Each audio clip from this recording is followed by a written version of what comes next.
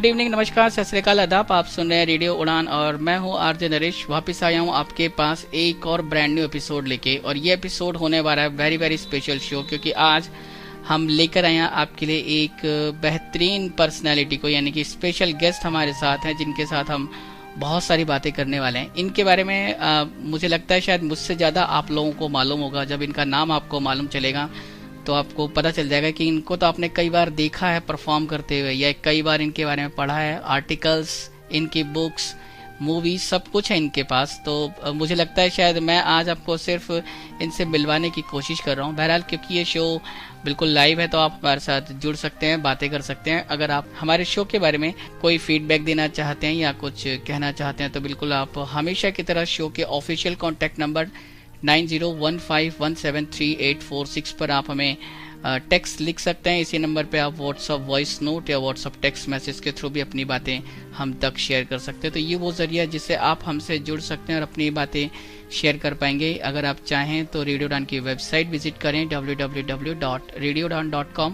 Feedback section में जाएं, show का नाम दिल से दिल तक चूज करें और अपनी ईमेल आईडी टाइप करके अपना मैसेज, संदेशा, जो भी आप हमारे स्पेशल गेस्ट के लिए कहना चाहते हैं और बताना चाहते हैं और जो पूछना चाहते हैं वो हमें रिक्वेस्ट सेंड कर सकते हैं। तो जैसा मैंने बताया कि आज हम एक बहुत ही स्पेशल गेस्ट के साथ आपके लिए यहाँ पर आए हैं।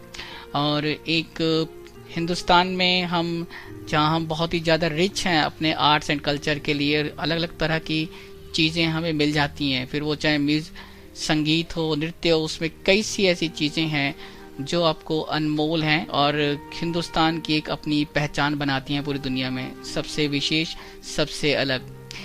ऐसी एक कलाकार को कह लीजिए, क्योंकि प्रारंभिक रूप से या जो प्राइमरी अगर उनको कहें तो वो एक कलाकार हैं। उसके बाद वो हमारे चीफ गेस्ट और हमारे स्पेशल गेस्ट, या इस दुनिया में एक नामचीन डांसर के नाम पे आप उनको जानते हैं। देखिए, मैंने जल्दी में बता ही दिया कि आज मैं जिनके साथ आपकी बात करवाने वाला हूँ वो हैं कथक डांसर। इनके बारे में बहुत कुछ आप समझ जाएंगे अभी जब हम इनको वेलकम करेंगे अपने शो में। और ये शो क्यों होने वाला है ये मैं आपको कुछ देर के बाद बताऊंगा कि हम ये शो लेकर क्यों आए हैं स्पेशली आज आपके लिए। हमारे साथ इस वक्त शोभना नारायण मैम हैं जो कथक डांसर हैं, पद्मश्री अवार्डेड हैं और इनकी जो अवार्ड्स की लिस्ट है वो बहुत लंबी है। वो इतने तो मेरे को गिनने में बहुत टाइम लग गया था जब मैंने गिना था। फिलहाल मैम आपका बहुत बहुत स्वागत है। रेडियो उड़ान के सभी लिसनर्स के लिए हम आपका स्वागत करते हैं और पूरी टीम की तरफ से आपको धन्यवाद देते हैं कि आपने अपने बिजी शेड्यूल में से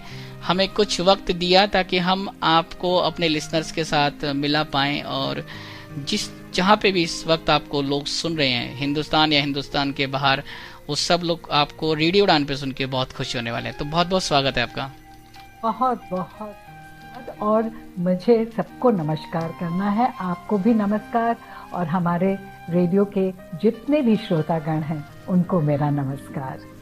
मुझे बहुत ही अच्छा लगा और खुशी हुई कि आपने मुझे याद किया इस मौके पर। बिल्कुल, ये अपॉर्चुनिटी हमारे भी लिए गोल्डन अपॉर्चुनिटी है कि जब इनसे मिलने का मौका मिल रहा है, चाहे हम रेडियो के माध्यम से ही मिल रहे हैं, कोशिश करेंगे कभी रूबरू मिलें। अभी तो मैम हमसे हजारों किलोमीटर दूर हैं, फिर भी कभी कोशिश रही तो हम आपको इनको लाइव भी मिलवाएंगे जब इनके साथ फेस टू फेस बातें होंगी। मैम, हमारे सुनने वालों को कथक के बारे में बहुत कुछ मालूम है, म्यूजिक के बारे में, संगीत के बारे में, लेकिन शोभना नारायण एक्चुअली कौन है, कहाँ से हैं, कुछ अपने बारे में थोड़ा सा बताएं हमारे सुनने वालों को। एक नृत्य की पुजारी हूँ, नृत्य की सेवक हूँ। मेरा नाम शोभना नारायण है और मैं अपनी उम्र नहीं बता रही हूँ, लेकिन मैं कई दशकों की हूँ। कई दशक मेरे बीत गए हैं कि आप वो भी नहीं गिन पाएंगे। जी बिल्कुल। इतने सारे दशक मेरे पीछे हैं। तो मैं और मेरा वैसे मूलतः मेरे माँ बाप बिहार के हैं और बिहार के थे। और मेरे पिताजी क्योंकि सिविल सर्विस में थे तो उनका पोस्टिंग कलकत्ता में हुआ था। तो उस ज़माने में 1950 में मेरा जन्म कलकत्ते में हुआ और वहीं मेरा नाम शोभना पड़ा। और शोभना वैसे देवनागरी में अगर मैं लिखूंगी तो शोभना लिखती हूँ। जी जी। और लेकिन अंग्रेजी में वी है, क्योंकि बंगाल में जन्म हुआ और कुछ जो बंगाली वहाँ की जो नन्स वगैरह थी तो उन्होंने वी लिखा बाय मिस्टेक, लेकिन वो मिस्टेक जो था मेरे माँ को बहुत भाया और उन्होंने कहा ऐसे छोड़ देते हैं। तो तब से अंग्रेजी में मैं VAN लिखती हूँ शोभना, और हिंदी में देवनागरी में शोभना। तो बहरहाल ये रहा मेरा जन्म का, वहीं मेरी शुरुआत हुई। कथक में मेरा पहला कदम पड़ा और जब मैं 2.5-3 साल की थी, और जब उस समय उस जमाने की बहुत ही फेमस डांसर एक्ट्रेस थी साधना बोस, केशव चंद्र सेन की पोती, तो उन्होंने जब मुझे देखा, मेरी माँ जब ले गई सिखवाने के लिए, तो वो घबरा कर उन्होंने बंगाली में कहा मेरी माँ को कोलेबाचनिएशो, मतलब गोद का बच्चा मेरे पास लेकर आई हो सिखाने के लिए। लेकिन वो बाद में बता रही थी कि वो गोद का बच्चा उनके लिए सबसे प्रिय बच्चा हो गया था, क्योंकि बाकी लोग चले जाते थे और मैं वहाँ अड़ी रहती थी कि मुझे और करना है। अच्छा। तो शायद उस वक्त जो है मेरे जीवन में, मेरे सांस में नृत्य बस गया था, कथक बस गया था, और तब से कथक मेरी आत्मा बन गई है, मेरी सांस बन गई है, मेरी रूह है, मेरी सब कुछ है। और बाद में जब मेरे पिताजी का तबादला बॉम्बे भी हुआ तो वहाँ गुरु कुंदन लाल सिसोदिया ने सिखाया। जब दिल्ली आए तो गुरु बिरजू महाराज जी ने, तो इस तरह से मेरी तालीम हुई कथक में। महाराज जी से तो 1963-64 से मैं सीख रही थी, और फिर तो ये इस तरह की तालीम हुई। लेकिन साथ साथ जो है तालीम में ये 3 तो मेन थे जो टेक्निकल स्किल्स दे रहे थे, लेकिन दो लोगों का मैं जरूर ये कहूँगी उनका योगदान बहुत ज़्यादा था। वो एक मेरी माँ का था, क्योंकि उस आत्मा को समझने के लिए, उस नृत्य के आत्मा को, उसकी गहराई को समझने के लिए, और वो वातावरण भी मुझे देने के लिए कि मैं कर सकूं। और क्योंकि पढ़ाई में भी मैं अच्छी थी, तो हमारे माँ बाप चाहते थे कि वो भी हमारे चले, क्योंकि हम लोग तो मेरी माँ बहुत ही समाज सेविका थी, और वो राजनीति में भी थी, समाज सेविका थी मेरे पिताजी तो। और हमारे घर में लिटरेचर, साहित्य का बहुत चलन था। घर में हमारी गीता की पाठ होती थी, रामायण महाभारत सब कुछ होता रहता था, तो मैं वो सुन के बड़ी हुई। तो वो एक तरफ तो पूरे फाउंडेशन थी अपनी संस्कृत टेक्स्ट की और एंशिएंट टेक्स्ट की, और एक था पढ़ाई लिखाई की, और एक था नृत्य कला की। तो इसमें मेरे माँ बाप का बहुत योगदान रहा, क्योंकि उन्होंने पूरा मुझे प्रोत्साहन दिया, एटमॉस्फेयर दिया, और साथ ही साथ ये वैल्यूज की डिस्क्रिमिनेशन दी कि आप जब तक अपनी एथिकल वैल्यूज, इंटेग्रिटी, ये सबको संभाल के रखेंगे तो कोई भी आप कुछ भी करना चाहे वो नामुमकिन नहीं है। आप कर सकती हैं, और उसमें आप अपनी जो है अपनी अस्तित्व भी उसमें से निखार सकती हैं और अपना आगे बढ़ सकती हैं। और कोई इस तरह का परहेज नहीं है इन टर्म्स ऑफ प्रोफेशन की, क्योंकि फाइनली आप अपने चरित्र निर्माण कैसे कर रहे हैं और कैसे आपका व्यवहार होता है, उससे आप उस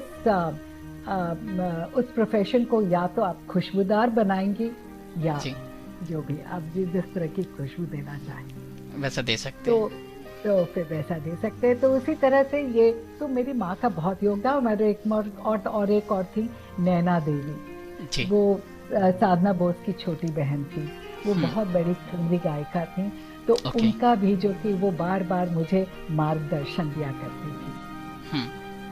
तो हमारे 3 मेन गुरु थे, एक ने जो सिखाया ताथे थे सब पैर, फिर उसके बाद फाउंडेशन किया गुरु कुंदन लाल जी ने, कुंदन लाल सिसोदिया ने, फिर उसके बाद जो है आगे जो है बढ़ करके वो बनाया बिरजू महाराज जी ने, जब वो खुद हम लोग उनके एक तरह से हम लोग, क्योंकि मैं उनकी पुराने शिष्यों में हूँ, मैं शायद उनकी 3rd या 4th शागिर्द थी उसके पहले। हाँ, तो उसके बाद तो कई लोग आए, लेकिन हम लोग, मैं तो 3री या 4थी शागिर्द थी उनकी। अच्छा, बिरजू महाराज की। जी जी। आपने जो अपनी कथक की तालीम के बारे में बताया, ये तो काफी इंटरेस्टिंग है। अभी मैं कुछ चीजें और पूछूंगा, वो बड़ी मजेदार होगी हमारे लिसनर्स के लिए। आप अपने हमारे लिसनर को थोड़ी सी अपनी फॉर्मल एजुकेशन के बारे में बताएं, अपने ग्रेजुएशन, फिर अपना मास्टर्स और एमफिल जो किया, वो थोड़ा सब्जेक्ट बताएं, थोड़ा इंटरेस्ट, मजा आएगा। मुझे मेरा दिमाग बड़ा लॉजिकल सा है, तो मुझे मैथमेटिक्स और लॉजिक बहुत ये अच्छा लगता है, तो और पढ़ाई बड़ी अच्छी लगती है। तो हमेशा ही जैसे स्कूल तो Loreto convent Calcutta, convent of Jesus and Mary Bombay, saint Joseph's convent Patna, Mater Dei convent Delhi. तो ये तो हुआ स्कूल की शिक्षा। उस समय तो 11th स्टैंडर्ड होते थे, बिकॉज सीनियर के किया था ISC। तो फिर उसके बाद कॉलेज गए, तो फिजिक्स ऑनर्स किया, फिजिक्स BSc ऑनर्स। और उस जमाने में, मैं 67 की बात कर रही हूँ, मिरांडा हाउस में मेन ऑनर्स की पढ़ाई नहीं होती थी ना स्टीफेंस में। तो हम लोग मेन जो है, हम लोग जा करके फिजिक्स डिपार्टमेंट ऑफ यूनिवर्सिटी में हम लोगों की क्लासेस होती थी। तो मिरांडा और स्टीफेंस के, मिरांडा के लड़के, हम स्टीफेंस के लड़के, हम लोग के साथ, तो हम लोग we grew up as a coed, क्योंकि BSc फिजिक्स ऑनर्स होती थी। फिर MSc फिजिक्स किया, फिर PhD, फिर जूनियर CSIR की जूनियर फेलो भी थी, PhD कर रही थी फिजिक्स में, सॉलिड स्टेट फिजिक्स में। और उसके बाद फिर सिविल सर्विस ज्वाइन किया, Indian audit and account service 1976 batch. और उसके बाद जाकर के 2 MPhil किया, और एक सोशल साइंसेज में और पब्लिक एडमिनिस्ट्रेशन में, और एक डिफेंस एंड स्ट्रैटेजिक स्टडीज जी। तो ये 2 फिर MPhils हुए। और फिर डांस में फिर खैरागढ़ यूनिवर्सिटी ने मुझे ऑनररी डॉक्टरेट डिग्री भी दिया है। तो यही सब चलता रहता है, तो वो भी अपनी जगह है। तो मुझे अच्छा लगता है खोजबीन करना, रिसर्च करना, सवाल पूछना, हर चीज की गहराई में जाना, उसकी तह में जाना मुझे अच्छा लगता है जितना, क्योंकि जब तक आप किसी चीज में डूबेंगे नहीं तो उसका रस नहीं मिलता है। बिल्कुल, मैं अपने लिसनर्स को यही बताने की कोशिश कर था। जब मैंने इनके बारे में पढ़ा था, मैम के बारे में, तो कथक डांसर हैं, यहाँ तक भी बात ठीक है। सिविल सर्विसेज में गई, चलो फैमिली का बैकग्राउंड था। फिजिक्स में ग्रेजुएशन, पोस्ट ग्रेजुएशन, उसमें आगे पढ़ाई करना, मतलब थोड़ा कॉन्ट्रडिक्शन सा लगता है कि डांसर हैं तो फिजिक्स क्यों किया, या फिर सिविल सर्विसेज में क्यों गई, या फिर उसके बाद भी कंटिन्यूएशन। यहाँ पे एक ग्रेजुएशन करना मुश्किल हो गया था। हम जैसे तैसे एक ग्रेजुएशन करके बहुत खुश हैं कि चलो हमने ग्रेजुएशन कर लिया, एटलीस्ट मम्मी पापा पीटेंगे तो नहीं। इनके पास इतनी सारी डिग्रियां, इतने सारे अवार्ड्स हैं, ये कभी कॉन्फ्लिक्ट नहीं आया मन में आपके, या कभी दिमाग में ऐसा नहीं लगा कि मुझे ये करना है या ये करना है, या कोई चॉइसेस की कभी कॉन्फ्लिक्ट हुआ हो?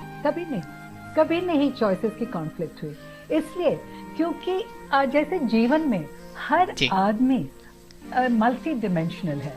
हर एक व्यक्ति, आप देखिए कोई भी व्यक्ति हो, वो फैमिली है, किसी का बेटा है तो अपना बेटे का वो उत्तरदायित्व निभा रहा है, किसी का भाई है तो भाई का उत्तरदायित्व निभा रहा है, किसी के पिता है तो वो पिता का, तो एक ही आदमी कई रोल्स अपना निभा रहे हैं। किसी का दोस्त है तो दोस्ती का वो उत्तरदायित्व निभा रहा है। तो हम लोग, हर आदमी मल्टी डिमेंशनल है।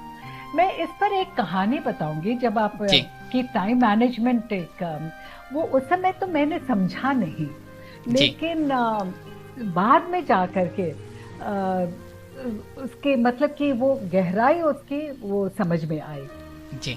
ये शायद 1957 या 58 की बात थी। मैं 7-8 साल की थी और मैं बॉम्बे में थे हम लोग, और मैं पढ़ाई कर रही थी, टर्मिनल एग्जाम था। तो किताब लेकर मैं पढ़ रही थी, जैसे होता है ना कि हम लोग पढ़ रहे 10 घंटे पढ़ रहे हैं, 8 घंटे पढ़ रहे हैं वगैरह। तब तक मेरी माँ ने जो है आकर के किताब बंद किया और कहा कि निकलो यहाँ से। मैंने कहा क्यों? मैं तो एकदम घबरा गई, क्योंकि माँ ने जिस इस अंदाज से और कहा कि जब बस भागो यहाँ से, पढ़ाई बंद करो। तो मैं डर गई, मैं एकदम डर गई, क्योंकि मेरी माँ डिसिप्लिनेरियन थी और तो बहुत ही तो मैं एकदम डर गई कि क्या। तो फिर कह रही थी तुम्हारा दिमाग तो पढ़ाई में नहीं है। मैंने कहा मेरा एग्जाम है। तो इसलिए कोई एग्जाम नहीं है, तो मैं देख रही थी कई घंटों से तुम्हारा दिमाग कहीं इधर उधर घूम रहा है, और तुम्हारे हाथ में किताब है, किताब लगी हुई है जी। हाँ, लेकिन तुम्हारा कुछ भी नहीं गया है तुम्हारे दिमाग में। अगर मैं अभी पूछूं कुछ नहीं गया है तो तुम जाओ करो वो जो भी तुमको करना है, कोई जरूरत नहीं है। अब मैं तो डर के मारे किताब बंद किया, निकली। लेकिन हाँ, सचमुच फिर भूल गए। फिर जब वापस आई बहुत अच्छी तरह से मैंने पढ़ा। फिर उसके बाद कंसंट्रेशन इतनी हो गई, अब वो आदत सी बन गई। और कि जब मैं पढ़ती थी तो मैं एकदम कंसंट्रेशन के साथ, जब मैं खेलती थी कंसंट्रेशन के साथ, जब मैं डांस करती थी कंसंट्रेशन के साथ, तो हर चीज अपनी जगह वो बैठ गया। उस समय तो समझ में नहीं आया कि ये टाइम मैनेजमेंट है। आज मैं बोलती हूँ ये नया वर्ड जो है टाइम मैनेजमेंट है। जी। हाँ, लेकिन वो बहुत बाद में मैंने माँ से पूछा। माँ ने कहा कि देखो उस समय मैंने इसलिए किया क्योंकि तुम एक चीज को दूसरे में ले जाओगे और उसमें ना वो ठीक कर पाओगे ना ये ठीक कर पाओगे, तो करोगे क्या? जो भी करो थोड़ा ही उठाओ, लेकिन अच्छी तरह से, अच्छे से उठाओ। जी। गहराई से करो और दिल लगा कर करो। अगर उसमें से तुमको खुशी होती है तब करोगी तो फिर सब कुछ उसमें आ जाएगा, तुमको उसका स्वाद मिलेगा, रसा स्वादन होगा। और अगर तुम उसको बोझ समझ के करोगी तो कोई फायदा नहीं होगा। तो कोई फायदा नहीं है। तुम सबका टाइम वेस्ट कर रही हो, मेरा भी टाइम वेस्ट कर रही हो।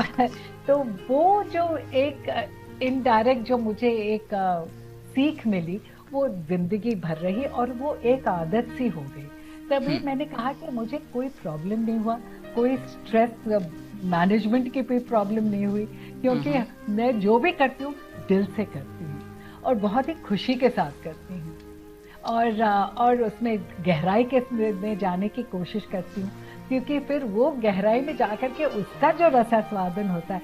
डांस है तो उस पर लगी हुई अपना मेहनत, अपने पसीने में जो आनंद आता है, उस पसीने में वो उसका आनंद अलग ही है, वो कहीं और नहीं मिलेगा आपको, वो कहीं नहीं मिलेगा। बिल्कुल। ये हैं शोभना नारायण, पद्मश्री अवार्डेड और कथक डांसर, जो इस वक्त हमारे साथ रेडियो डान पे हैं। ये विशेष कार्यक्रम आयोजित किया गया है, हम एक बिल्कुल लाइव शो इनके साथ कर रहे हैं इस वक्त, और आप हमारे साथ कुछ कहना चाहते हैं, शेयर करना चाहते हैं, बताना चाहते हैं, तो बिल्कुल शो के ऑफिशियल कॉन्टैक्ट नंबर 9015173846 पर आप हमें टेक्स्ट मैसेज या व्हाट्सएप वॉइस नोट या व्हाट्सएप टेक्स्ट मैसेज के थ्रू अपनी बातें शेयर कर सकते हैं। तो मैम ये बताएं कि कथक के साथ इतनी सारी चीजें, एक तो बहुत क्लासिकल डांस है, मतलब इसमें आपको बहुत अभ्यास चाहिए, रियाज चाहिए, बहुत प्रैक्टिस करनी पड़ती है, और क्योंकि सारा सब कुछ जो डिपेंडेंसी है वो मूवमेंट पे है, आपके फेशियल एक्सप्रेशन पे है, तो वो कितना मुश्किल हुआ या उसमें आसानी से आपको, क्योंकि ड्यू टू पैशन था तो वो आसानी से सब होता चला गया? देखिए, कुछ चीज आसानी से नहीं होती है, क्योंकि हर चीज को आपको, जैसे कि मुझे याद है कि जब मेरी शागिर्दी हुई पहले जब डांस का, तो फिर मुझे पहले चना दिया गया, जैसे पूजा पाठ होता है ना, जैसे पूजा पाठ वगैरह वगैरह वगैरह, तो मुझे चना दिया गया चबाने के लिए, 2 या 3 चना, और जब चबाने के बाद फिर मुझे गुड़ चखाया गया, और उसके बाद मौली धागा बांधा गया। अच्छा, तो अब वो चने का क्या था कि जब चना में उसमें मेहनत है, मेहनत कीजिएगा और चबाइएगा, तभी तो उसका रस मिलेगा। बिल्कुल। और जब उसका रस मिलता है तो वो गुड़ की तरह मीठा होता है। जब आप उसमें खो जाते हैं, आनंद आता है। और फिर वो एक उत्तरदायित्व भी है कि उस उस विधा को आपके हाथ में सौंप रहे हैं, तो उसका उत्तरदायित्व, वो धागे का मतलब है कि उत्तरदायित्व को संभालते हुए आगे बढ़ाइए, उसमें अपनी भी खुशबू लगा के। तो ये जो एस्पेक्ट है, तो हमेशा मेहनत करनी पड़ेगी। मैं इसके के लिए कहूँगी कि मैं एक और जो जीवन में 2 या 3 इस तरह के वाक़या हुए हैं जो मेरे लिए भी सीख थी। सबसे पहले तो आज तो मेरे लिए स्टेज घर है। मैं स्टेज में जब जाती हूँ तो मैं अपने आप में आ जाती हूँ, वो मैं हूँ जब मैं स्टेज पे, क्योंकि मैं अपने आप को खो जाती हूँ और वो मेरे अंदर की जो सब कुछ है वो अंतरात्मा वो आगे आ जाती है। अब लेकिन ये हमेशा नहीं था। जब मेरा पहला स्टेज परफॉर्मेंस था तो उसमें मैंने ही जिद किया था। वैसे जिद्दी मिजाज की थी और अभी भी हूँ, शायद तभी ये सब कर रही हूँ। तो वो कि बाकी मोहल्ले के बाकी लोग ने कोई प्रोग्राम था, कोई डांस कंपटीशन में था, तो उसमें उन लोग भाग ले रहे थे। मुझे भी देख करके शौक चढ़ा, तो मैंने भी जिद उठाया कि मुझे भी करना है। तो cut a long story short, इतना जिद किया कि माँ को हताश होकर के मेरा नाम देना पड़ा। मैंने कहा ना कि माँ डिसिप्लिनरी और परफेक्शनिस्ट थी, तो वो मेरा नाम देने के लिए नहीं थी। वो वाली माताओं में नहीं थी कि आज है कि मेरी बेटी कल इसका स्टेज पे जाएगी। नो, वो जब तक वो परिपक्व ना हो तब तक नहीं जाएगी, बहुत नहीं जाएगी। तो लेकिन क्योंकि मैंने इतना ड्रामा किया था तो वो ठीक है, वो भी मान गई। अच्छा हुआ कि एक दिन पहले सब कॉन्टेस्टेंट्स को बुलाया गया। वहाँ जब मैं गई तो मुझे स्टेज फ्राइट हो गया। अब मैं अहिल्या की तरह शिला बन गई, बिल्कुल शिला बन गई। और मुझे बहुत फुसलाए। मैं 3.5 साल की थी, 3.5 पौने 4 साल की थी। अच्छा। और मुझे बहुत फुसलाया गया कि रसगुल्ला, ये मिठाई, आइसक्रीम, जो कुछ भी है सब कुछ है, लेकिन मैं टस से मस नहीं हुई। मैंने कहा मैं जिद्दी मिजाज की हूँ, टस से मस भी नहीं हुई। और फिर जब आई तो घर पे जो मेरी दुर्गति हुई है, माँ ने कहा कि तुमने और जब वो उसके बाद फिर भी मैं एकदम चुप थी, सब कुछ सह रही थी। अंदर से मैं डांस करना चाह रही थी, अंदर से वो, लेकिन वो भय का बांध ऐसा जकड़ा हुआ था कि मैं जकड़ी हुई थी भय से, स्टेज के भय से। और लेकिन अंदर से तड़प रहा था नृत्य करने के लिए, तड़प रहे थे। तो लेकिन एक वाक्य माँ का निकला, तुम्हारा ये ड्रामाबाजी बंद, अब कल से तुम्हारा डांस बंद। जैसे उन्होंने कहा ये ड्रामाबाजी बंद करो और डांस बंद हो जाएगा। तुम्ही ने तो पहले ये ड्रामा किया था, अब तुमने वही ड्रामा दोबारा कर रही हो दूसरे तरह से। वो जो कि डांस मेरा बंद हो जाएगा, वो भय अब ज्यादा हो गया था कि मेरा डांस बंद हो जाएगा, क्योंकि वो पहले वाले भय से कि मैं चीखने लगी कि नहीं, आप मेरा डांस नहीं बंद कर सकती, नहीं बंद कर सकती। और फिर दूसरे दिन जो जाकर के एकदम, मतलब मैं खो गई और मैंने डांस किया, ऐसा डांस किया कि मैं फर्स्ट प्राइज लेके आ गई। अच्छा। तो वो उस दिन से स्टेज का जो भय था वो निकल गया। तो ये एक मेरे जीवन में फिर वो स्टेज मेरे लिए वो घर बन गया, क्योंकि मेरे लिए तो वही मेरा घर था, लेकिन मैं कहीं ना कहीं भय के मारे जा नहीं रही थी उस घर में। और एक है कि जब तक 1970 तक मेरे गुरु बिरजू महाराज जी हमेशा मेरे प्रोग्राम्स कंडक्ट किया करते थे। वो बैठते थे, कभी कभी खुद तबला बजाया करते थे, खुद ही वो कंडक्ट करते थे। इनफैक्ट मेरा मेकअप भी वही करते थे। अच्छा। हाँ जी। तो फिर तो ये सब, लेकिन मुझे बॉम्बे जाना पड़ा, मेरी बुकिंग हुई बॉम्बे, क्योंकि तब तक मेरा नाम काफी हो गया था एज अ यंग डांसर, तो इंडिविजुअल बुकिंग्स मिल रही थी। तो उस समय, उस जमाने की ये विधा थी कि आर्टिस्ट को, डांसर को बुक किया करते थे और ऑर्गेनाइजर जो है तबले वाले को बुक करता था। ऑर्गेनाइजर डांसर को अलग और तबले वाले को अलग, और नाम ही तबला वाला। अच्छा। हाँ, और नाम है तबले वाले। तो आप अपने साथ अपने गवैया ले जाइए, ये ले जाइए, लेकिन तबला वाले उनके हिसाब, उनके उनका शौक होता का। था जी। हाँ, तो बॉम्बे में हुआ। और उस्ताद लतीफ अहमद खान, उस जमाने के क्या नाम था उनका, उस्ताद लतीफ। उसी उसी तरह से, क्योंकि ये इस तरह का था, तो मैं मेरे उस्ताद मतलब पंडित किशन महाराज जी के साथ मेरा डांस हुआ है, पंडित श्याम जी प्रसाद जी के साथ, सभी लोगों ने मेरा संगीत दिया। मैं जी यंग, उन लोग का नाम था वो, उनकी तो वो अब लतीफ अहमद के साथ हो रहा है। अब जी। मेरा अकेले, कोई गुरु नहीं है, मुझे अकेले संभालना है स्टेज। अच्छा। अब वहाँ और ऑडियंस को भी संभालना है। पहले तो एक इनविजिबल स्ट्रिंग होता था ना, कि गुरु कहीं ना कहीं ऑडियंस को भांप लेते थे, और जी जी जी।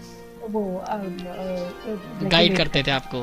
हाँ हाँ। जी लेकिन अब अकेले, अब एक ऐसा मौका हुआ कि मुझे ऐसा लगा कि अब अच्छा नहीं जा रहा है, मुझे अब विंग्स में चले आना है। अच्छा। और वो मुझे तो एक ऐसा, मैं घबरा के, मैं, और वो मतलब पहले तो 10 20 25 मिनट खूब बढ़िया क्या, फिर वो एक खलबली सी बची। अच्छा। वो ऑडियंस की रेस्टिवनेस पता चल जाता है। हाँ जी मैं जी जी। वो जा ही रही थी विंग, पता नहीं अंदर क्या दिमाग में आया कि जो सबक है वो अलग अपनी जगह है, लेकिन सबक को किस तरह से उस मौके में ढाल करके अपनी बात कह करके, लेकिन लोगों को साथ लेकर के आगे चलना है। वो वो एक दूसरी बांध टूटी, और जी। मैं चक्कर लेते हुए वापस आई, और मैंने फिर उसके बाद ऑडियंस मेरे हाथ में। अच्छा। फिर मैं पूरा संभाल लिया अपने आप को, मैं किसी के मोहताज नहीं थी। फिर अपने, जी वो सेकंड सीख थी, एंड वेरी इंपॉर्टेंट सीख, कि एक तालीम को, एक होती कि तालीम आपके पास है बेहतरीन की, वो, लेकिन उस तालीम को किस तरह से आप यूटिलाइज करें कि अपनी भी बात रखें, और आप लोगों को अपने साथ अपनी स्ट्रीम के साथ, अपने बहाव में उनको साथ लेकर उनको जोड़ सकें। जी। जोड़ कर सके। तो वो दूसरा एक बहुत ही बड़ा सीख मिला। स्टेज का इतना लंबा एक्सपीरियंस है आपके पास, जैसा आप कह रहे थे कि कई दशकों का एक्सपीरियंस है, और स्टेज पे जब आपने, हाँ, 1953-54 से स्टेज का एक्सपीरियंस है, तो अब आप लगा लीजिए 70 तो साल। ऑलमोस्ट 70 इयर्स हो गए हैं जहाँ पे हाँ जी एक्सपीरियंस है। तो जी। स्टेज पे लोगों को, या जो भी ऑडियंस आपके सामने होता है, हर बार कुछ उनको जोड़ना पड़ता है, या ऐसा होता है कि ऑडियंस कनेक्ट होना शुरू हो जाता है, कुछ ऐसा होता है, या इसके लिए भी कुछ अलग से होता है? क्योंकि ये बिल्कुल अलग। देखिए, मैं कहूंगी कि अगर आप अपनी कला में, देखिए एक्चुअली एंटेना दो किस्म से चलती है। एक जो है, आप उसमें डूबे हुए हैं, कंप्लीटली डूबे हो, सच्चाई के साथ जी। और लेकिन आपकी एक पेशकश भी है, किस तरह से आप उसको पेश कर रहे हैं कि लोग अपने आप जुड़ जाते हैं। आपको कोई एक्स्ट्रा मेहनत करनी नहीं पड़ती, सिर्फ है कि आप किस तरह से अपनी क्लासिकलिटी को, शास्त्रीयता को रखते हुए किस तरह से आप वो एक अपने आप बन जाता है, एक माहौल बन जाता है। लेकिन इसमें मेन चीज है, you do not have to pretend to be something else. जी। अगर आपने कोशिश की कि मुझे ये उछल के, क्योंकि उनको ये करना है, ये हाथ फेंक करके उनको आगे करना है, नो। अपनी क्लासिकलिटी रखिए, अपनी सब कुछ रखिए, लेकिन एक कायदा है कहने का, एक कायदा है बोलने का, और वो ही आपको सबको साथ कर लेता है। जैसे जीवन में भी आप कह सकते हैं, एक है कि बहुत अक्कड़ के साथ कहेंगे, तो आप जो सुनने वाला है वो थोड़ा सा आपसे बच जाएगा, क्योंकि आपने तो इतने अक्कड़ के साथ किया। क्रूरता के साथ वही चीज कहे, वो फिर और दूर हो जाएगा। लेकिन वो प्यार के साथ कहिए तो वो आपके नजदीक आ जाएगा। लेकिन ऐसा भी प्यार मत कीजिए कि वो गलत मतलब भी समझ ले। लेकिन मत एक वो डिग्निटी के साथ वो उनको जी। कहिए और वो अपने आप साथ हो लेते हैं। कभी ऐसा मौका आया, कभी कोई ऐसा एक्सपीरियंस जब आपने, चाहे अपने हर जगह पे नेशनल और इंटरनेशनल स्टेजेस पे परफॉर्म किया है, तो कभी ऑडियंस आपके पास ही नहीं आ पा रहा, या ऑडियंस परेशान हो रही है, या आपको लग रहा है कि आज कुछ ठीक नहीं जा रहा, कभी जैसे कहते हैं ना कभी कभी बैड डे होता है, कुछ ऐसा कभी कोई एक्सपीरियंस हुआ हो आपके साथ जब वो लगा हो कि मैंने ये आपको हो क्या रहा बताया है? था ना, 1970 का हुआ था। जी वो अच्छा। उसमें ऑडियंस की नजदीक गलती नहीं थी, उसमें मेरी गलती थी। हम्म। मैंने ऑडियंस को समझा ही नहीं। मैंने एक ही चीज को सिर्फ जैसे कि आप खाना परोस रहे हैं, आप जी। यदि सिर्फ आप अचार ही अचार और डिफरेंट टाइप के अचार दे देंगे तो आप, और खाना ही नहीं आ रहा है तो आप क्या करेंगे? तो उसमें ऑडियंस की गलती नहीं थी। मैं सिर्फ ये अचार ही अचार परोस रही थी। हम्म। लेकिन जो तत्व के है उसको आगे ले जाकर आगे ले जाना था ना। तो जब वो समझ में वो बात आ जाती है कि क्या सबकी अपनी जगह है, कितने मतलब कितना नमक डालना चाहिए, कितना ये डालना चाहिए, तो फिर वो अगर सब कुछ अपने मापदंड में है तो वो ऑडियंस अपने आप आ जाती है, वो फॉरेन ऑडियंस हो या इंडियन ऑडियंस हो। तो ऑडियंस, अगर आप परफॉर्म कर रहे हैं अपनी क्लासिकल वैल्यूज के साथ, आप जैसा भी कर रहे हैं, जो भी आपने परफॉर्म किया, अगर वो एकदम नेचुरल वे में होगा तो ऑडियंस आपके साथ कनेक्ट होगी। ऐसा कह रही हैं शोभ नारायण मैम, और पद्मश्री अवार्डेड कथक डांसर इस वक्त हमारे साथ रेडियो डान पे हैं। और आप सभी लिसनर्स कहीं से भी इस वक्त आप हमें सुन रहे हैं, तो बिल्कुल आप अपने फीडबैक हमें दे सकते हैं, कुछ कहना चाहें तो बिल्कुल बता सकते हैं। मैंने आपको शो का ऑफिशियल कांटेक्ट नंबर शेयर किया हुआ है, उस पर आप अपनी बातें शेयर कर पाएंगे मैम। और बड़ी इंटरेस्टिंग बात है, जब कथक डांस आपने सब कुछ कर लिया, 1970 तक आप फेमस हो गई, उसके बाद मूवीज का कैसे रुख हुआ, कि ये कोई आपकी चॉइस या कभी कुछ और ऑफर आए कि आपको मूवीज भी करनी है, तो कुछ अलग हुआ? मूवीज के जब मैं वो लेट 60s 70s में बहुत सारे ये ऑफर्स आए थे। और पर्टिकुलरली मुझे याद है कि एक हेमंत कुमार जी कोई मूवी बना रहे थे, तो उन्होंने कहा, उनकी कजन सिस्टर मुकुल बैनर्जी दिल्ली में थी, दिल्ली की एमपी थी, तो उनका बार बार फोन आता था कि हेमंत दादा कह रहे हैं कि ये हमारे मूवी में एक्ट करे। लेकिन मेरा कभी ये नहीं था कि मूवी में मैं एक्चुअली उसको मेन स्टे बनाऊं, नो। मेरे लिए स्टेज था घर। मेरे लिए वो जो हमारी शास्त्रीय नृत्य की जो मेहनत है, उसमें जो खूबसूरती है, गहराई है, वो मेरे लिए मेन था। मुझे वो मूवी का शॉर्टकट फेम नहीं चाहिए था, क्योंकि जाहिर है कि मूवी करने से वो एक शॉर्टकट एक है कि उसमें ज़्यादा पॉपुलैरिटी हो जाती है। तो वो मेरे में कभी नहीं था, वो लालसा ही नहीं थी। मैं तो उस समय फिर मैं ले लेती, वो एक्सेप्ट कर लेती। तो मेरी माँ ने कहा कि मैंने तो मना नहीं किया, इसको इसके ऊपर है, अच्छा। जो करना चाहे। तो फिर उस समय नहीं। जो पहला टेलीफिल्म मैंने किया वो था 90s में, और वो भी एक, क्योंकि भोपाल के डायरेक्टर थे और उन्होंने ऐसे कहा, उनका बर्थडे था वो, तो फिर उन्होंने कहा, मैंने कहा मैं आपको बर्थडे गिफ्ट क्या दूं, तो इसे अभी नहीं, मैं बाद में लूंगा। तो मैंने कहा अच्छा। हाँ बता दीजिएगा। तो इसे अच्छा जो भी मैं मांगूंगा दे दोगे? जब मैंने हाँ तो ऐसे बोल दिया, फिर बाद में मैं डर गई क्या मांगेंगे। तो एनीवे, तो कुछ वो हुआ नहीं। 6-8 महीने के बाद उन्होंने कहा, याद है तुमने प्रॉमिस किया था मेरा बर्थडे गिफ्ट? मैंने कहा जी। तो मैं सोच रही थी कि क्या मांगेंगे, तो इसे कि मेरी एक फिल्म है अकबर ब्रिज, तो हाँ, तो आप उसमें आपको मेन रोल करना है आज। तो फिर मैंने कहा अच्छा। मैंने कहा कि आप अपना मतलब आपको अपनी फिल्म की चिंता है कि नहीं, कि मुझसे करवा रहे हैं? तो फिर नहीं, मुझे मालूम है, तभी मैं आपसे बात, तब वो मैंने फिर किया था। That was to honour a birthday promise. तो फिर वो मैंने किया। अच्छी बात थी, उसके लिए मुझे जाकर के भोपाल में सबसे पहले कुम्हार के यहाँ जाना पड़ा।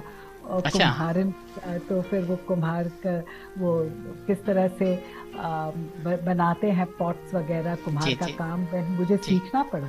तो मैं सीख करके बाकायदे वो फिर वो, क्योंकि वो बना बना के रखना था और वो सब चल रहा था क्योंकि वो पूरा उस वहाँ से। तो उसमें ज्ञान भी हुआ कि रुडयार्ड किपलिंग का वो जो अकबर ब्रिज है क्यों है। तो फिर मैं बाद में गई फैजाबाद, वो वहाँ देखा कि वो एक्चुअली ब्रिज अभी भी है। और वो बना हुआ है और उसकी कहानी क्या है, ब्रिज बनने की कहानी क्या है, कितना खूबसूरत उसकी कहानी है। और जो एक्चुअल हकीकत रहा है जो हम जानते नहीं हैं जिसके बारे में। और तो वो रुडयार्ड किपलिंग ने वो किया, तो उसी पर वो आधारित थी फिल्म। तो वो मैंने किया और उसकी बहुत सराहना हुई। मुझे स्मिता पाटिल से जोड़ा गया कि उसकी तरह है वगैरह वगैरह, एक्टिंग में वगैरह वगैरह। तो इस तरह के कमेंट्स आए। रिसेंटली 3 साल पहले एक हमारे एक और फ्रेंड है, उन्होंने कहा कि आपको करना है मेरे फिल्म का। मैं तो फिर आवर्तन नाम की फिल्म, उसमें भी बहुत सराहा गया। और वो गोवा फिल्म फेस्टिवल, वो पैनोरामा में 2-3 फिल्म फेस्टिवल के पैनोरामा सेलेक्ट हुआ और उसको बहुत बहुत अच्छे रिव्यूज मिले। तो ईश्वर की, बस मैं ईश्वर की धन्यवाद करती हूँ कि उन्होंने मुझे जहाँ पे भी आपने काम किया सब अच्छा रहा। उन्हीं का था। हाँ, उन्हीं की कृपा। हिंदी मूवी से जर्मन मूवी तक, और जर्मन वाले वो भी उसी तरह से 1987 में आए थे और फिर उन्होंने कहा कि आपको करना है, तो फिर वो भी उसी तरह से। तो इसलिए शायद जर्मन भी सीखनी पड़ी होगी फिर आपको। जर्मन तो वैसे भी मेरे हस्बैंड ऑस्ट्रिया के हैं, तो जर्मन तो उनकी भाषा ही है। तो मेरी मदर, मेरी सास तो जर्मन ही बात करती थी और वो भी ऑस्ट्रियन जर्मन जो वहाँ की। तो अब मुझे तो पूरा जैसे कि स्विमिंग पूल में ना डीप एंड में मुझे डाइव करना पड़ा।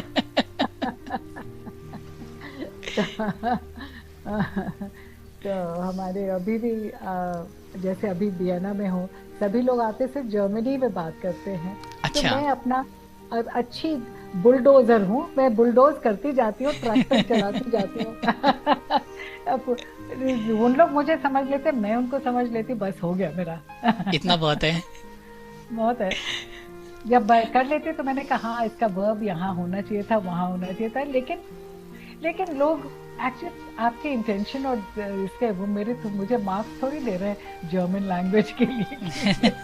लेकिन बिल्कुल वो मेरी वो देख रहे हैं कि मैं फ्लुएंट हूँ, लेकिन इसी तरह से बिल्कुल जो आप करना चाहते हैं अगर वो आप एक्सप्रेस कर पा रहे हैं तो शायद इतना मायने नहीं रहता कि आपने कुछ छोटी मोटी गलती भी कर दी हो। तो डांस के साथ साथ जब आपने मूवीज की तो कभी डिस्ट्रैक्शन नहीं आया लाइफ में कि ये चकाचौंध कुछ ज्यादा है या यहाँ पे कुछ ग्लैमर ज्यादा है?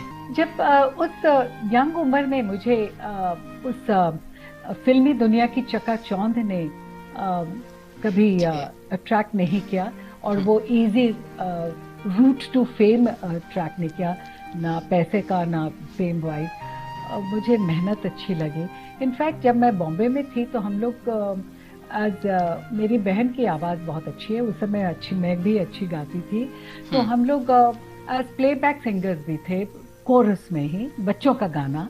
तो अच्छा। फिर नेचुरली कि SD बर्मन, रोशन और राहुल देव बर्मन के बहुत सारे गानों को हमने प्लेबैक दिया है एज चाइल्ड आर्टिस्ट। तो लेकिन कभी उस दुनिया से मतलब कि मैं ऐसी चकाचौंध नहीं थी। तो और जब उस बाद में आकर के जब आवर्तन भी हुआ या अकबर ब्रिज, तो वो अपनी जगह थी और ब्यूटीफुल एक्सपीरियंस, एक्सेलेंट एक्सपीरियंस रहा। क्योंकि it's a different team work और it's a different medium of expression. अलग अभिनय का एक दूसरा स्वरूप है और डांस में अभिनय का एक दूसरा स्वरूप है। तो वो दोनों अपनी जगह है और दोनों को अप्रिशिएट करने का मौका मिला। मुझे मौका मिला कि उसको भी अपनी जगह अप्रिशिएट कर सकूं और देख सकूं, और मेरे अपनी विधा है, जो मेरा जीवन है, मेरी सांस है, वो मेरा नृत्य है, वो अपनी विधा है। अगर अचीवमेंट्स की बात करें तो जो आपके अचीवमेंट्स रहे हैं, जो मैंने गिने थे, वो मुझे लगभग 15 अचीवमेंट्स थे बड़े बड़े, जिसमें से एक पद्मश्री था 1992 का। उसके अलावा एक संगीत नाटक अकेडमी का एक अवार्ड था, एक दिल्ली गवर्नमेंट का अवार्ड था। तो कौन सा अवार्ड था जो सबसे पहले आपको मिला था? एक्चुअली पद्मश्री तो मुझे 92 में मिला है जी। तो 3, 4, 5 अवार्ड्स काफी मिले हैं, जैसे बिहार गौरव और ये सब, वो सब, जापान का ओएस्का अवार्ड और कुछ राजधानी वगैरह रत्न अवार्ड, समथिंग लाइक दैट। फिर साहित्य कला परिषद का भी मिला जी। साहित्य कला परिषद दिल्ली गवर्नमेंट का, और फिर 92 में पद्मश्री। उसके बाद फिर दिल्ली गवर्नमेंट का परिषद सम्मान मिला, आई थिंक वो 93, 94 ऐसे कुछ था, या 91 ऐसे कुछ। और उसके बाद बहुत सारे अवार्ड्स मिले, और उसके बाद 99, 2000 के लिए 2000 में फिर संगीत नाटक अकेडमी जी जी जी जी जी। और फिर उसके बाद वो अवार्ड मिला, और उसके बाद फिर वो अपना अपना चलता रहता है, वो अवार्ड्स वगैरह। ये जो जितने भी अवार्ड्स हैं, ये जब मिले होंगे तो शायद मेरे को लगता है कि पहला अवार्ड ऐसा होगा जो शायद, खुशी तो हर अवार्ड पे होती है, और जो पहला अवार्ड होगा शायद सबसे ज्यादा खुशी तब मिली होगी जब पहली बार आपको रिकॉग्निशन मिलती है या किसी जगह से आपको अवार्ड मिलता है। वो बड़ा इंटरेस्टिंग होता है। मेरा सवाल थोड़ा सा अलग हटके कि ये अवार्ड्स जो हैं आपको इंटरनेशनली या नेशनली आपको जब रिकॉग्निशन मिलते हैं, एक अवार्ड्स वो हैं जो आपको सर्टिफिकेट मिलता है, अमाउंट मिलती है, लोग प्यार करते हैं, आपको पता चलता है, पहचानते हैं लोग।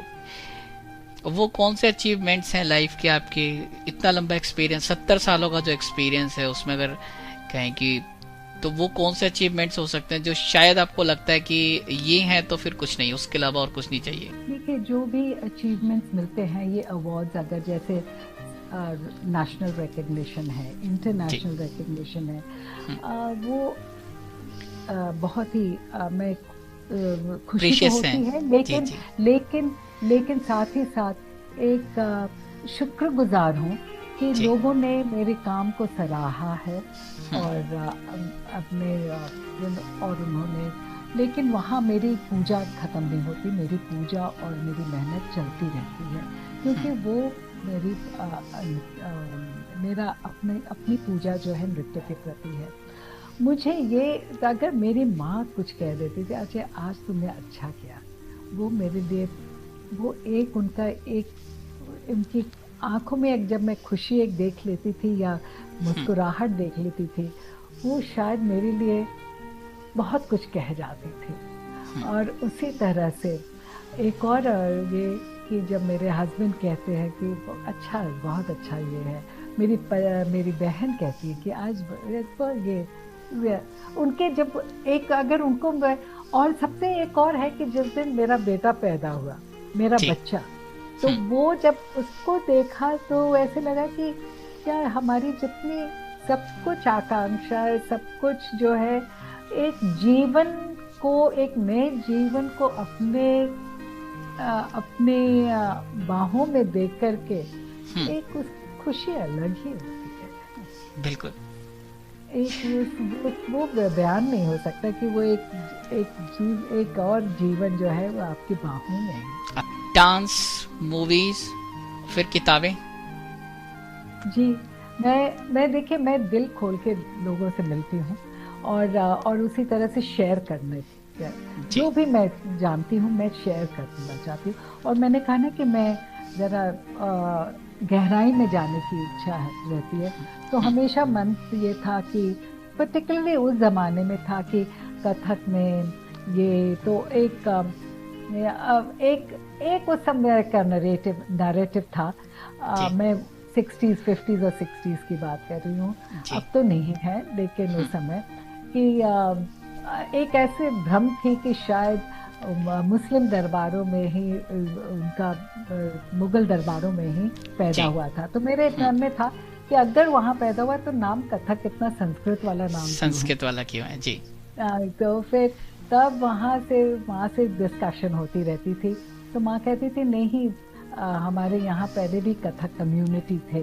तो फिर जब किताब पढ़ती थी तब पता चला एक किताब पढ़ने में कि महाभारत में आदि पर्व में है, तो पूरा आदि पर्व को फिर भंडारकर ओरिएंटल रिसर्च इंस्टीट्यूट लिख दिया, उनसे वो रेफरेंस लिया।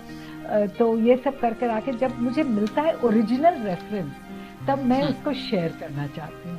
इसी तरह से जब मैं पटना म्यूजियम में देख रही थी दीदारगंज यक्षी, और हम लोग सब लोग देखते हैं कि जब भी हम देवी देवता की मूर्ति करते तो वो राजा रवि वर्मा की जो कैलेंडर आर्ट, जो उनकी पेंटिंग्स थी कि वो धोती टाइप, मतलब कि लक्ष्मी जी भी धोती टाइप, वो साड़ी 9 यार्ड वाली साड़ी। लेकिन जितने भी पुरानी मूर्तियां हैं कोई भी धोती टाइप नहीं है। अच्छा। और या कोई भी नहीं है। तो और सबसे पुरानी मूर्तियां कहाँ है? वो मौर्य जमाने की है। मौर्य जमाने के पहले सिर्फ आपको इंडस वैली की मिलती है वो, और वो भी वो तो, और लेकिन बीच में कोई नहीं है। लेकिन ना उनमें धोती वाली थी और ना मौर्य जमाने में, एक भी नहीं। और आपको ताज्जुब होगा कि मौर्य जमाने में जो भी आपको ये, और वो इम्पोर्टेंट ये है कि वो 3 डायमेंशनल है, यानी पूरी की पूरी है। तो आप चारों तरफ से देख सकते हैं। उसमें आपको चूड़ीदार और वो अनारकली पहनी हुई है। और तो अब कौन कहता है कि चूड़ीदार वो मतलब टाइट पजामा और अनारकली जो, और वो चक्कर ले रही हैं, तो फिर वो ये मध्य काल का है, क्योंकि आपको तो ये मौर्य काल में मिल रहा है। आपकी दीदारगंज यक्षी में भी आप पीछे से देखे, आगे से लगेगा कि धोती नुमा है, पीछे से देखे तो वो बिल्कुल नहीं है, वो सीधे साड़ी की तरह है। मैं हर एक फिर वो जिज्ञासा जागी मूर्तियों को अध्ययन करने में। तो सब मूर्तियां मैं पुराने जितने भी मुगल मौर्य काल की मूर्तियां, उसका अध्ययन करने लगी गुप्त काल तक। तो फिर गुप्त काल में फिर वो पैनल्स आ गए, तो आपको इमेजिन करना पड़ा। लेकिन फिर भी आपको पैनल्स ऐसे हैं कि उसमें आपको कुर्ता पजामा दिख रहा है टाइट, और बड़े फैशनेबल कुर्ते दिख रहे हैं, लखनवी कट का दिख रहा है, सब कुछ दिख रहा है। तो अब आप सोचिए कि आज हम लोग की जो मानसिकता है, जो भ्रम है, वो अलग है और मूर्तियां कुछ और कहती हैं। मूर्तियां कुछ और कहती हैं। तो फिर जब ये सब मुझे मिलता है तो मैं नेचुरली शेयर करना चाहती हूँ। तो वो किताबें के जरिए शेयर करती हूँ, आर्टिकल्स के जरिए शेयर करती हूँ। तो लगभग 80 से ज्यादा आर्टिकल्स हर तरह के न्यूज़पेपर में, नेशनल और इंटरनेशनल। अब तो उससे भी ज्यादा हो गए होंगे। अब तो उससे भी ज्यादा, हाँ। और साथ में लगभग 10-12 किताबें। इतना वक्त? 19 किताबें, 19 किताबें, जैसे कि 19 किताबें हैं। और जैसे कि 2003 में मैं बोध गया फेस्टिवल में नृत्य कर रही थी। किसी ने ऐसे पूछा, एक आप ही की तरह जर्नलिस्ट ने पूछा कि आप कथक गांव जाएंगे।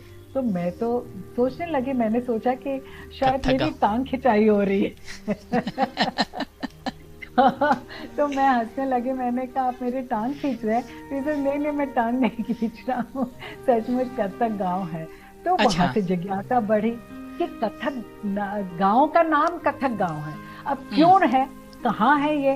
तब फिर वहां से ढूंढते ढूंढते ढूंढते आज मैं 18-19 गांव में चली गई हूँ, कथक गांव में, और पूरा एक किताब लिख डाला है कथक लोग, और प्रूफ के साथ वहाँ रिकॉर्ड, ओरिजिनल रिकॉर्ड निकलवा के, सब डीएम्स के यहाँ पहुँच करके, उनके पुराने आर्काइव में जा करके पुराने जो 200 साल पहले के रिकॉर्ड हैं सबको निकलवा के वो सब प्रूफ, क्योंकि वो शायद वो मेरे माता पिता की ट्रेनिंग और प्लस की खोज वाली ट्रेनिंग, प्लस फिजिक्स की बैकग्राउंड की, जब और फिर ऑडिट डिपार्टमेंट की ट्रेनिंग कि जब तक आपके पास प्रूफ ना हो, डॉक्यूमेंट्री प्रूफ ना हो, कुछ बोलो मत। बिल्कुल। तो फिर मैं तो डॉक्यूमेंट्री प्रूफ लेकर के, तो अब कथक गांव मिले, कथक कम्युनिटी, फिर ये सब, फिर उसके जो सोशल कंडीशंस हैं, सोशल हायरार्की, क्योंकि हम लोग तो वर्ग सिस्टम में, वर्ण सिस्टम में है कि ब्राह्मण, क्षत्रिय वगैरह वगैरह कौन से हायरार्की में कहाँ कहाँ। और बड़े अजीबोगरीब की बात है कि जितने कथक गांव मिले वो सेंट्रल ईस्टर्न यूपी और वेस्टर्न बिहार में मिले, वो पूरा इलाका। नाट्य शास्त्र में जाइए 36वां चैप्टर में, और जबकि राजा नहुष ने इंद्रलोक से नृत्य की शिक्षा और कहा कि आप नृत्य हमारे भूमि लोक में ले आइए, तो वो कहाँ आता है, ये प्रतिष्ठानपुर। और पूरा जितने भी कथक गांव है प्रतिष्ठानपुर के पूरे रेडियस में है, रेडियस में आते हैं। ओके, हाँ, तो बड़े इंटरेस्टिंग ही हुए, बहुत ही इंटरेस्टिंग। तो ऑब्वियसली जब इतनी सब मुझे चीजें मिल रही हैं तो मैं किताबों के जरिए लिख देती हूँ, आप लोग के साथ शेयर करती हूँ। बिल्कुल, इस वक्त जो आप इतनी सारी बातें सुन रहे हैं, डांस, मूवीज, किताबें, अवार्ड्स, ये मल्टीपल लोग नहीं है, ये एक ही जने की बात आप सुन रहे हैं। एक ही पर्सनैलिटी शोभना नारायण मैम हमारे साथ हैं, पद्मश्री अवार्डेड। और अब मेरे पास कुछ सारे और बहुत सारे सवाल आ गए, मेरे लिसनर्स भी बहुत सी बातें सोच रहे होंगे, मैं वो आपको जरूर बताऊंगा, आपके लिए भी एक सरप्राइज पैकेज है मेरे पास। लेकिन उससे पहले आपने एक जो ललित अर्पण जो एक फेस्टिवल है, जो एनुअल फेस्ट कह सकते हैं, मीट कह सकते हैं, ये जब आपने 2002 में स्टार्ट हुआ तो इसकी कहानी क्या रही, कहाँ से आया कि ललित अर्पण को शुरू हो जाना चाहिए? उस समय उस्ताद शफात अहमद खान उस जमाने के बहुत नामी कलाकार थे, तबला वादक, मैं और ज्योत्सना सूरी जी, हम लोग ऐसे ही बैठे हुए थे और हम लोग बात कर रहे थे पुराने ज़माने की, कि जब मैं एज ए यंग आर्टिस्ट में थी, जबकि जोग साहब तो भीमसेन जोशी जी ने मुझे बुलाया अपने फेस्टिवल में, और ये क्या, तो कितना प्रोत्साहन मिलता था उन लोगों से और किस तरह से। तो हम लोग ने कहा कि वो एक अपनी परंपरा है, ग्रैटिट्यूड की परंपरा है, वो हम भी क्यों ना शुरू करें कि हम भी इस उम्र में आ गए हैं कि हम अपने जो यंगस्टर्स हैं, तो फिर कि सब लोग यंग एंड ओल्ड साथ साथ करें और एक अपनी ग्रैटिट्यूड भी दिखाए और वो परंपरा को भी कायम रखें। तो तब हम लोग ने शुरू किया था तीनों ने, और तो तब से हम लोग करते आ रहे हैं। और इसमें हर विधा, हमारी जितनी ट्रेडिशनल आर्ट्स की विधा है उसमें वेस्टर्न क्लासिकल म्यूजिक तक भी हमने किया है, क्योंकि वो भी तो एक विधा है, ट्रेडिशनल वेस्टर्न क्लासिकल म्यूजिक। ये वो हम लोग उनके पॉपुलर म्यूजिक तो वेस्टर्न म्यूजिक समझते हैं, उनकी पॉपुलर म्यूजिक हमारे बॉलीवुड म्यूजिक है, उनकी पॉपुलर डांसेस हमारी बॉलीवुड डांसेस हैं, लेकिन उनकी जो वेस्टर्न क्लासिकल बैले है वो क्लासिकल है।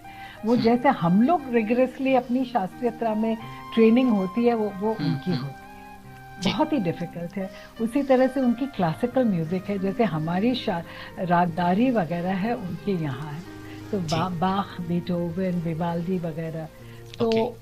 तो फिर तो इसकी अप्रिसिएशन, और साथ ही साथ ऑडियंस, क्योंकि आज हम लोग ये भी देखते हैं कि घरों में, हमारे घर में था कि हम लोग को ले जाया करता, मेरे माँ बाप, कि आप डिस्कशंस में चलिए, आप यहाँ इसमें आप ये शास्त्रीय नृत्य की शाम देखिए, वो शास्त्रीय नृत्य। हमारे घर में शास्त्रीय नृत्य, संगीत और साहित्य और हमारे संस्कृत लिटरेचर का माहौल था, तभी हम लोगों में आया है। लेकिन आजकल के ज़्यादातर जो जितने भी आम फैमिलीज है, क्योंकि उनकी अपनी अपनी मजबूरियां हैं, वो शायद उतना नहीं कर पाते हैं, और तो वो उससे दूर है। तो इट इज ओनली कि जो आपको आसानी से पॉपुलर मिल जाता है, मिल जाता है। तो हाँ, तो वो जो, लेकिन हमारे ट्रेडिशन और फिलॉसफी की जो मूल चीजें हैं, वो तो हमारी शास्त्रीय नृत्य और संगीत और सभी में वो है, वो उसमें गड़ी हुई है। तो वो शायद उससे भी लोगों को वाकिफ कराने के लिए तो वो एक काम करता है फेस्टिवल। और जितने हमारे यंग इतने टैलेंट है, प्रतिभाशाली टैलेंट्स है, उनको भी, उनके भी टैलेंट्स को आगे बढ़ने का मौका, लोग उनको भी देखें। हमारे जो सीनियर्स हैं उनकी वो तो सब एक खुशबू जो है उस परात में, हर वो 56 भोग जो हमारे हैं वो पूरा ही हम उसके हर साल अलग अलग भोग चढ़ाते रहते हैं। और वो, और एक तरह से हम अपनी साधना कर रहे हैं और अपना भोग भी चढ़ा रहे हैं। तो इस बार यानी कि 2023 में 4 और 5 अक्टूबर को ये इंडियन हैबिटेट सेंटर में ये ललित अर्पण का फेस्ट होने वाला है। 2 दिन का, जो शाम को 7 बजे से मेरे ख्याल से स्टार्ट होगा। यहाँ पे जो लोग जाना चाहते हैं या इसको अटेंड करना चाहते हैं उसके लिए क्या कर सकते हैं मैम? आपको दिल चाहिए और आप आइए। हम लोग सभी लोग उसमें आमंत्रित हैं। कोई टिकट का सवाल नहीं है, दिल का सवाल है, दिल और चाहत। आप आइए, खुले दिल से आइए और चाहत के साथ आइए, और दरवाजे खुले हैं। तो बिल्कुल आप किसी रसानुभूति में एकदम भीग जाइए। तो बिल्कुल कोई चिंता ना करें, बस मन बना लें कि आपको ये ललित अर्पण फेस्टिवल अटेंड करना है इंडियन हैबिट सेंटर। और 4 और 5 और उसमें मैं कहूंगी कि जो हमारे चारों कलाकार हैं अद्भुत है। इस बार कौन कौन परफॉर्म कर रहा है? अद्भुत है। 4 तारीख को कथक में पल्लवी लोहनी कर रही हैं और भरतनाट्यम में सुहेल भान कर रहे हैं। एक्सेलेंट, उनके डुएट्स भी हैं, सोलोज भी हैं, एक्सेलेंट। और उन लोग आज की ये पीढ़ी के टॉप आर्टिस्ट हैं। और 5 तारीख को तो आपको उत्तर भारत का भी मिलता है, दक्षिण भारत का भी दर्शन है। और फिर दूसरे दिन आपको मोहिनीअट्टम साउथ वेस्ट केरल का ये, और ओडिसी हमारे उड़ीसा का। तो अगेन, और दोनों ही दिन वो उसमें मोहिनीअट्टम में मेघा नायर है और उड़ीसी में विश्वनाथ मंगराज हैं। तो अद्भुत आर्टिस्ट है ये चारों आर्टिस्ट। और एक चीज आपने और नोटिस किया होगा जी, शिव और शक्ति दोनों ही दिन, तो दोनों ही दिन शिव और शक्ति, यिन यांग, हमारे तांडव और लास्य, दोनों ही एस्पेक्ट जो ऑपोजिट पोलैरिटीज है कि हार्मनी की समन्वय, और इसकी दोनों ही साथ जरूरी है, दोनों एनर्जी एकदम साथ मिलेंगी। तो ये ललित अर्पण फेस्टिवल है 2023 का 4 और 5 अक्टूबर को। इसमें आप सब आमंत्रित हैं। आप दिल्ली में हैं या दिल्ली के आसपास भी रहते हैं, और अगर मन बना लें तो थोड़ी दूर से भी आ सकते हैं, कोई दिक्कत नहीं है। जैसे मैम ने कहा कि अगर आपका मन हो जाए, चाहत हो जाए, तो फिर डिस्टेंस, फिजिकल डिस्टेंस शायद मायने नहीं रखेगी, आप यहाँ पे पहुंच जाएंगे। और ये जो 4 आर्टिस्ट हैं, टॉप मोस्ट आर्टिस्ट इस टाइम के, इस जनरेशन के, आपको मिलेंगे। इनकी परफॉर्मेंस आप देखेंगे तो शायद आपको ये लगेगा नहीं कि आपने कुछ, जो आप इतनी दूर से आए उसमें कुछ नुकसान हुआ, आपको बेनिफिट ही रहेगा। तो ये बिल्कुल सारी बातें। और इस वक्त रेडियो डान पे हम शोभना नारायण मैम के साथ हैं। नरेश जी, एक और चीज मैं कहना चाहूंगी कि सब लोग अपना, हम जितने भी लोग हैं भारतवर्ष के हैं, और भारतवर्ष की भूमि की जो मिट्टी है, इस भूमि की खुशबू, इस भूमि में जो निहित हमारा दर्शन शास्त्र है, हमारी सोच है, भावनाएं हैं, वो हमारे शास्त्र कलाओं में है। और वो उसका वो खूबसूरती से हमारे ऊपर, हर एक व्यक्ति के ऊपर भी उत्तरदायित्व बनता है कि उसको संभाल के आगे ले जाए, एज अ दर्शक, एज अ रसिक, और एक तो प्रैक्टिशनर तो कर ही रहा है। जी जी बिल्कुल। तो बिल्कुल ये सारी बातें तो हो गई। और मैम, जो मेरे पास सरप्राइज पैकेज ये है, बेसिकली मुझे भी बड़ी देर से डाउट हो रहा है, और शायद लिसनर्स ने इतनी सारी चीजें, इतनी सारी इंफॉर्मेशन सुन ली है कि उनको लग रहा है कि कोई ऐसा इंसान है जो हमारे साथ, हमारे देश का ही है, कोई ये सुपर नेचुरल है जो इतना कुछ कर सकता है। ये आपके कैलेंडर में 24 घंटे ही हैं, कुछ ज्यादा है? 24 ही घंटे। अच्छा, 24 ही घंटे हैं। अच्छा, इसके अलावा और कुछ ऐसी हम जैसी आदतें आप में हो जैसे? लेकिन वो 24 घंटे में आप 48 घंटे भी डाल सकते हैं, 48 घंटे का काम डाल सकते हैं। यही सुपर या नेचुरल है, 72 यही सुपर घंटे नेचुरल है। का।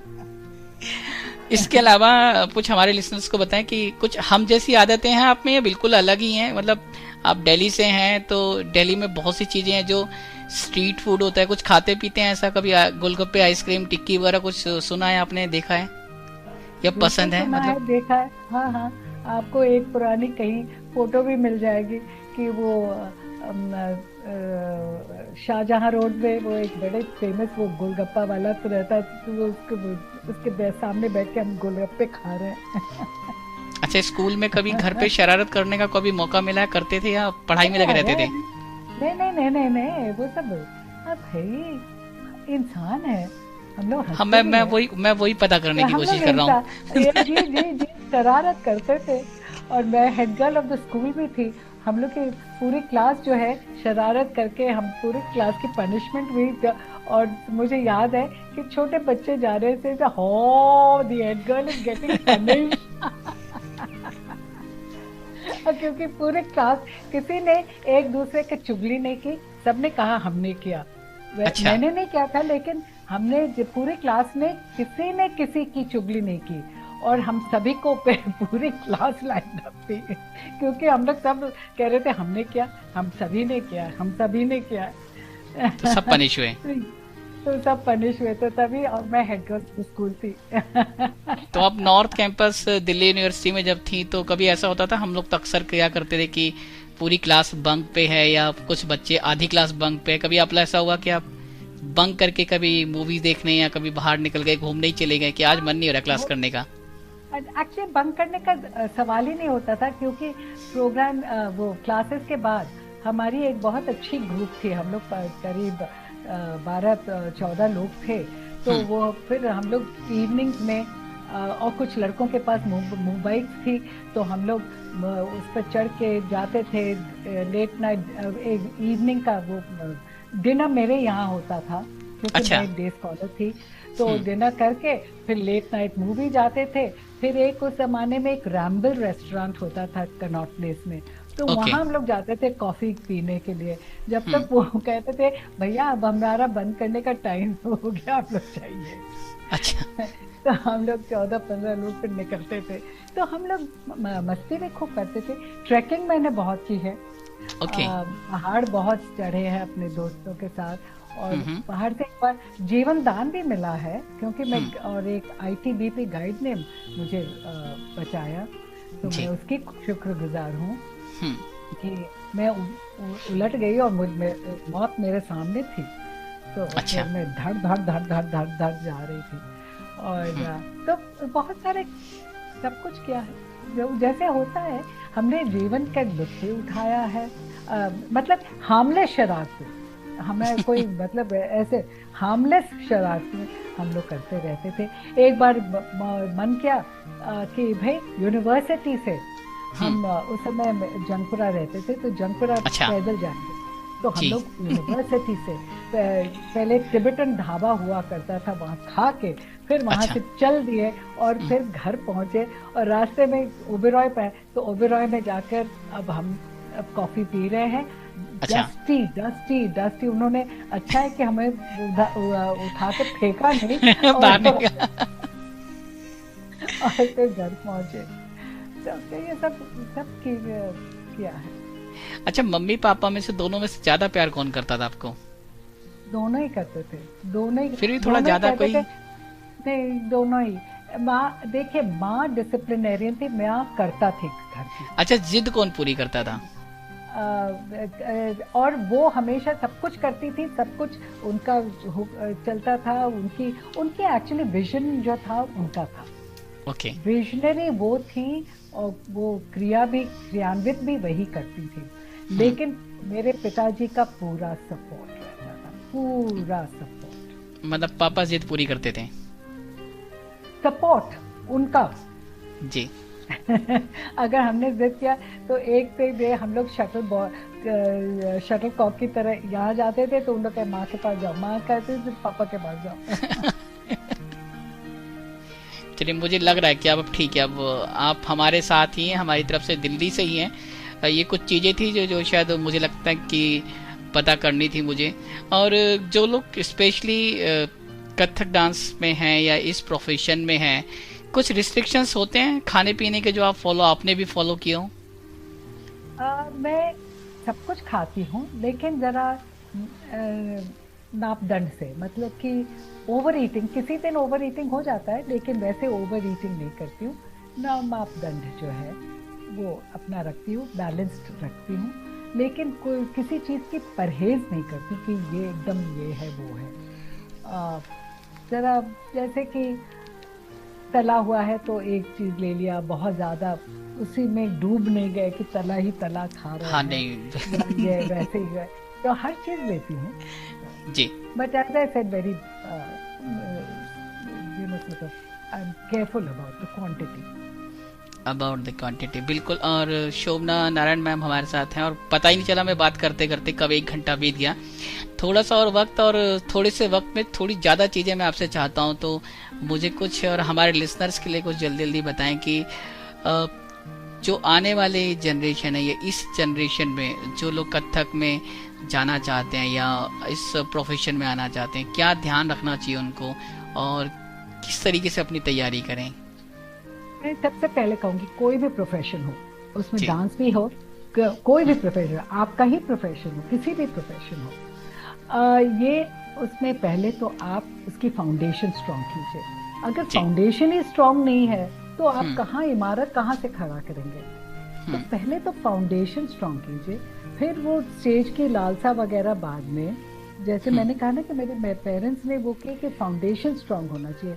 क्यों मुझे मार पड़ी थी पहले, क्यों मेरी डांट पिटाई हुई थी, कि फाउंडेशन स्ट्रॉन्ग के लिए वो उस समय नहीं था समझ में कि, और वो कह रहे थे कि नो महाराज जी, इनफैक्ट मुझे याद है कि मैं बैंड स्टेज परफॉर्मेंसेस 2-3 साल बैन हो गया था, क्योंकि जब तक फाउंडेशन और वो सही चीजें ना हो। और मेरी माँ बिल्कुल हाँ में ला रही थी, कह रही बिल्कुल सही कह रहे हैं। हाँ, वो तो और भी ज्यादा, वो तो दहले पे दहला। तो फिर कि बेसिक फाउंडेशन स्ट्रॉन्ग। तो आज मैं देखती हूँ कि फाउंडेशन वीक रहता है, और फिर वो लोग quick fame, quick money. Exactly, ये इसीलिए मैंने ये सवाल पूछा। हाँ, तो शॉर्टकट से कोई फायदा नहीं है, क्योंकि एक दिन की वो मैं एक एग्जांपल देना चाहती हूँ कि आप फुलझड़ी बनना चाहती कि धूप बनना चाहती हैं? क्या बात है जी। धूप जलती है, धीरे धीरे जलती है, लेकिन वो जलने के बाद ही उसकी खुशबू कितनी देर तक रहती है, कि सुगंधित रहता है वातावरण। लेकिन फुलझड़ी क्या चकाचौंध, आहा, लेकिन 15 सेकंड के लिए, 15 से उसके बाद उसकी खुशबू कुछ नहीं है, कुछ नहीं होती। वो तो हाँ, वो आपको फेंकनी पड़ती 10 मिनट, 1 मिनट भी नहीं लगता उसे, उसके बाद आपको उसे फेंकना पड़ता है, क्योंकि उसका कोई यूज नहीं होता। तो आपको अपने आप सोचना है, आप क्या बनना चाहते हैं? फुलझड़ी बनना चाहते हैं 2 मिनट के ये क्विक नेम फेम, और फिर उसके बाद कुछ नहीं, या आपकी लॉन्गेविटी चाहिए कि आपकी खुशबू रहे? बिल्कुल। तो शोभना मैम के पास तो 70 साल का एक्सपीरियंस है, क्योंकि इन्होंने ये डिसाइड किया इनको फुलझड़ी नहीं बनना है, इनको धूप बनना है। तो इसीलिए ये इतनी सारी चीज़ें कर पा रही हैं, इतना कुछ इनके पास है जो आज ये सोसाइटी को दे रही हैं, समाज को दे रही हैं। जो इनको मिला ये उसको आगे बढ़ा रही हैं। इस पूरी जो हस्तांतरण की जो एक ट्रांसफ़र की जो एक नीति है, ये पॉलिसी कहते हैं कि हमने कुछ लिया और उसके बाद हम सोसाइटी को दे रहे हैं, फिर वो ललित अर्पण के थ्रू हो या कुछ और इवेंट्स के थ्रू हो, या आज हमारे साथ जब बैठ के ये इतनी सारी बातें कर रही हैं, इतना सारा वक्त हमें दे रही है। शायद ये इससे अच्छा गिफ्ट रेडियो उड़ान की पूरी टीम और हमारे लिसनर्स के लिए नहीं हो सकता कि जब आप हमें इतना सारा वक्त अपना दे चुके हैं और बात कर रहे हैं। चलते चलते अपने लिसनर्स के लिए मैं आपसे सिर्फ 1-2 बातें और कहूँगा कि आपने कहा कि प्लेबैक सिंगिंग आपने की है, तो कुछ हमें भी सुनाइए हमारे रेडियो पे कि कौन से गाने आपने गाए, या कोई अपनी मर्जी से कुछ भी सुना दीजिए। नहीं, बच्चों के गाने, वो बच्चों के गाने। हाँ, जैसे फिर भी वो एक जैसे दीप जलता रहे में था, एक दो डाली पे बैठी थी 10 चिड़िया, एक उड़ गई फुर से न जा, वो आशा भोसले के साथ। फिर जी। कागज के फूल में तो एक ही बच्चों का गाना है वो। अच्छा। आ, आ, 1 2 3 4 और 5 6 और 7 8 और 9 एक जगह सब रहते थे, झगड़े थे पर उनमें 100। तो वो जब वो एक ही गाना है। और छोटे नवाब में का था कि आमचुम तामचुम कालाला बादाम चुम। तो बच्चों का गाना, तो इस तरह के कई सारे थे। तो बच्चों के गाने, तो वो सब हम लोग गाते थे। जो लोग आपको आपकी लैंग्वेज में, यानी कि आपकी लैंग्वेज तो हमारी जो हम बात कर रहे हैं, अगर आप जर्मन में कुछ कहना चाहें लोगों को, सुनने वालों को, या आप उनको कुछ मैसेज पास करना चाहें, तो जो लोग सुनेंगे उनको भी खुशी होगी। मैं बुलडोजर जर्मन हूँ भाई।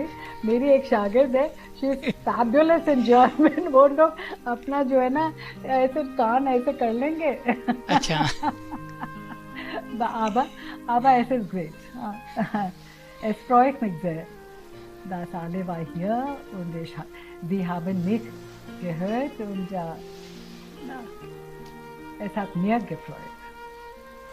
जी, तो ये जर्मन मैसेज जो मैम दे रही हैं, और बहुत अच्छा लगा आपके साथ बात करके, और उम्मीद करता हूँ हमारे सभी लिसनर्स को भी आज पसंद आया। भाई, ये बहुत विशेष प्रोग्राम, हम अपने स्पेशल गेस्ट के साथ अक्सर बात करते हैं शो में, लेकिन आज जो हम ये पूरा एक शोभना मैम के साथ बातचीत की, ये वर्सेटाइल एक एक्सपीरियंस रहा है मेरे लिए भी, कि यहाँ से जो चीज़ें सीखने को मिली, जानने को मिली, हालांकि जो पढ़ा उससे कहीं ज़्यादा पाया।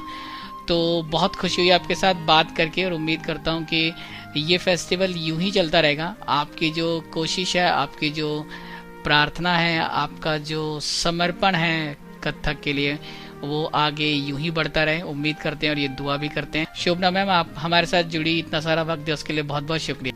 बहुत बहुत धन्यवाद, और सभी श्रोताओं को भी बहुत बहुत धन्यवाद। मैं नरेश जी, आपको मैं धन्यवाद देना चाह रही हूँ, बहुत बहुत धन्यवाद। Thank you ma'am. और लिसनर्स, तो ये था आज का विशेष स्पेशल प्रोग्राम।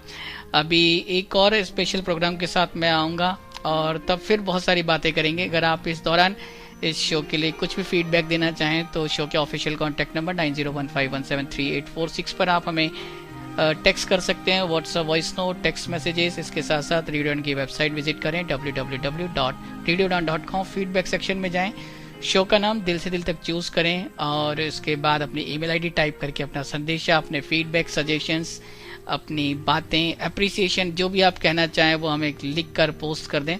फिलहाल मैं आपसे मिलूंगा अगले शो में। Till then keep listening radio Dawn, flight of life, happy listening.